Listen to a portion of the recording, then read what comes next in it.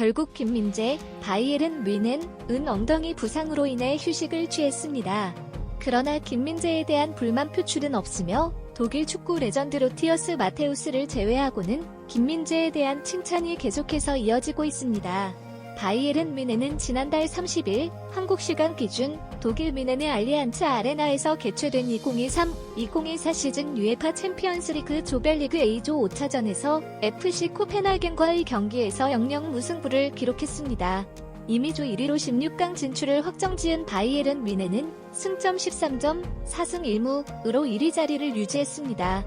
한편 코펜하겐은 5점, 1승 2무 2패으로 2위를 유지했습니다. 바이에른 뮌헨은 코펜하겐과의 경기에서 4-2-3-1 전술을 채택했습니다. 해리 케인은 최전방에서 득점을 시도하고 마티스 텔 토마스 뮬러 킹슬리 코망은 공격 유선에 배치되었습니다. 중원은 하파일 게에이루와 요주아 키미히가 차지하며 알폰소 데이비스, 다요 우파메카노, 레온 고레츠카, 콜라트 라이먼은 포백 역할을 수행했습니다. 골문은 수문장 마누엘 노이어가 소호했습니다. 이 경기에서는 김민재가 전 경기에 입은 부상으로 인해 선발 라인업에서 제외되었고 수비형 미드필더인 고레츠카가 대신 출전했습니다. 바이에른 뮌헨 구단은 선발 라인업을 공개하면서 김민재는 고관절 타박, 엉덩이 멍으로 축포 모팅, 마즈라위와 함께 이번 경기에서 제외됐다고 공식 소셜미디어 댓글을 통해 밝혔습니다. 미드필더 출신인 고레츠카는 수비 능력을 효과적으로 발휘했습니다. 90분 동안 플레이하며 130번의 패스 중 121번의 동료에게 연결하여 93%의 높은 패스 성공률을 기록했으며 이 중 17번은 공격 지역까지 이어지는 패스였습니다. 바이에른 뮌헨과 코펜하겐은 전력 차이가 크기 때문에 고레츠카의 수비 노력에도 불구하고 큰 위기에 직면하지 않았습니다. 그러나 고레츠카는 차단 1회, 클리어링 1회, 가로채기 1회, 볼 리커버리 10회를 기록하여 센터백으로서 나쁘지 않은 활약을 펼쳤습니다. 단, 김민재의 결여된 자리는 명백히 느껴졌습니다. 경기 후 UEFA는 공식 홈페이지를 통해 바이에른 뮌헨 출신의 독일 미드필더 미하엘 발락이 전한 평가를 전했습니다. 발락은 가끔은 공격적인 경기에서도 득점 임무를 완벽히 수행하지 못하는 경우가 발생할 수 있습니다. 그런 경우에는 무승부를 받아들여야 합니다. 비록 뮌헨이 기록에 매달려 있었지만 상대 수비가 포기하는 것은 아니었습니다. 이번 경기에서는 코펜하겐이 앞서갔다고 평가했습니다. 무승부는 무승부이지만 경기 전날 독일 언론의 무례한 태도에 대한 비판이 나왔습니다. 독일 홈에서 개최된 기자회견에 어떤 독일 기자도 참석하지 않았으며 참석한 것은 코펜하겐 속한 덴마크 언론인들 뿐이었습니다. 이로 인해 독일 매체들은 아나무인격 행동으로 비난을 받았습니다. 2018년 러시아 월드컵 당시 한국을 무시하고 패할 것이라 예상했거나 2022 카타르 월드컵 당시에도 승리를 확신했지만 결국 일본에 패배한 전례가 있습니다. 이러한 경험 외에도 김민재는 분데스리가에서 뛰는 동안 독일 언론에 의아한 평가나 비판에 시달렸습니다. 물론 김민재에 대한 의견은 분분합니다. 로티어 마테우스와 같이 김민재에 대해 불만을 표출하는 전문가도 있지만 뮌헨 지역의 어떤 언론은 김민재를 옹호했습니다.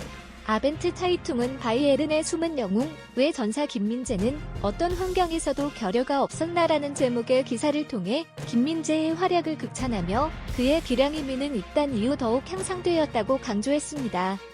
김민재는 지난 7월 세리에의 우승팀 나폴리에서 바이에른 뮌헨으로 이적한 것으로 알려져 있습니다. 이적 이후 김민재는 빠르게 주전 센터백 자리를 확보하며 지난 25일 쾰른전까지 15경기 연속으로 풀타임 출전하여 큰 주목을 받았습니다. 혹사론이 제기되어도 동일한 포지션의 더 리흐트와 우파메카노가 부상으로 쉴 수 없는 상황이었습니다. 아벤트 타이퉁은 30일 코펜하겐전을 예측하며 김민재는 이번 시즌 뮌헨의 경기 시간의 90%에 출전하여 팀 내 어떤 선수들보다 많은 출전 시간을 기록했습니다라며 평균 112개의 볼터치와 경기당 1.6개의 가로채기를 기록하여 바이에른 뮌헨 센터백 중 최고의 성적을 자랑하고 있습니다라고 언급했습니다. 그는 또한 어릴 때부터 괴물이라는 별명을 얻었던 190cm 거인에 대한 투자가 각 경기에서 더 많은 성과를 가져오고 있다고 덧붙였습니다. 특히 나폴리에서보다 뮌헨에서 더 나은 성적을 기록하고 있다고 통계적으로 설명했습니다. 아벤트 차이퉁은 김민재는 이적 후 더 강력한 능력을 보여주고 있다며 바이에른 유니폼을 입은 그는 나폴리 때보다 경기당 더 많은 볼 경합 승리 7.2대 5.9를 기록하고 있습니다. 또한 바이에른 뮌헨에서는 4.9개로 나폴리 때의 4.4개보다 더 많은 공중볼 경합에서 승리한 경우도 있었습니다. 반면 파울은 경기당 0.8개로 나폴리 때의 0.9개보다 미세하게 감소했습니다. 라고 평가했습니다. 아벤트 차이퉁은 김민재는 이번 시즌 단 한 번의 옐로 카드만을 받았습니다. 이는 중앙 수비수로서 강력한 모습을 보여주는 것입니다라며 김민재를 칭찬했습니다. 마테우스는 김민재에 대해 나폴리 시절보다 성적이 부진하다고 판단하며 독일 분데스리가에 아직 적응하지 못한 상황이라고 강조했습니다. 마테우스는 스카이 스포츠 독일을 통해 아직 우리가 기대한 수준의 능력을 보여주지 못하는 것 같다며 바이에른 뮌헨의 불안 요소라고 언급했습니다. 그는 덧붙여 김민재는 분데스리가에 익숙해져야 한다. 김민재를 반대하지는 않지만 이탈리아에서의 성과를 고려할 때 아직 내가 그에게 기대하는 수준에 도달하지 못했다고도 말했습니다.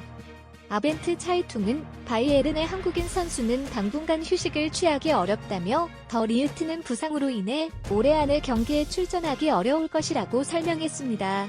그에 따라 중앙 수비수로는 우파 메카노와 김민재 2명만이 남았다고 강조하면서 겨울 휴식 기간까지 버텨내야 한다고 언급했습니다.